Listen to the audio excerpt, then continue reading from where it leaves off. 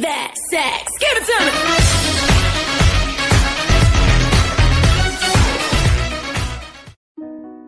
एक दिन मोहम्मद साहब अपने कुछ साथियों के साथ कहीं जा रहे थे। उनके सामने लड़खड़ाता हुआ एक शराबी आ खड़ा हुआ। उस आदमी ने बहुत ज़्यादा शराब पी रखी थी। उसने मोहम्मद साहब से कहा कि तुम्हें इससे क्या परेशानी है।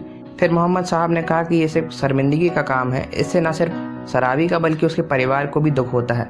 इसके जवाब में शराबी ने कहा कि तो क्या अंगूर खाना सेहत के लिए ख़राब है। मोहम्मद साहब ने कहा नहीं। फिर वो उसने बोला कि ज्वार, मक्का या बाजरा खाना हराम है। मोहम्मद साहब ने कहा नहीं, ये भी नहीं है। जब इनको खाने में कोई दिक्कत नहीं है तो इनसे जो शराब बनती है उसमें क्या दिक्कत है।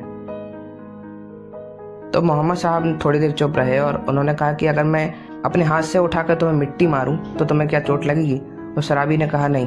कहा कि एक गिलास पानी मारूं तो तुम्हें चोट लगेगी। शराबी ने कहा नहीं, कभी नहीं। फिर मोहम्मद साहब ने कहा कि अगर पानी और मिट्टी से मिलाकर मैं ईंट बनाऊं तो तुम्हें चोट लगेगी। उसने कहा हाँ, बहुत ज़ोर से मुंह पर लगेगी।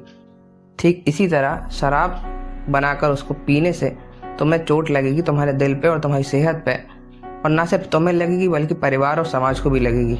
और इस शराब के कारण तुम्हारे परिवार वालों को कितनी कठिनाइयों का सामना करना पड़ेगा वो तुम्हें पता है। शराबी अपने किए पर बहुत शर्मिंदा हुआ और उसने कसम खा ली कि अब मैं कभी भी शराब नहीं पीऊंगा।